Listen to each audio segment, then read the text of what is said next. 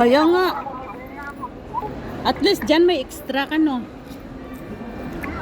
1,000. Oo. Yung ano po, binili ko siya ng electric po.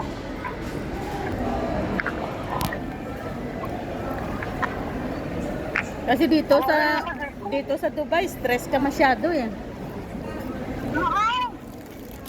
Pagkain mo. Pero ngayon, 2,000 na ang sahod mo, di ba? Oo. Bibili ka pa ng pagkain mo. Ano, galing doon. Wala ka na ano. Mm-mm.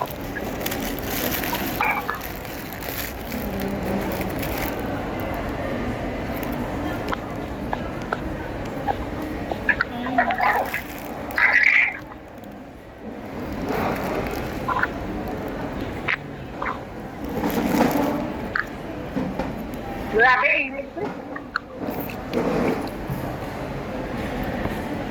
Kumain na ako, mag-alas 10 pa lang.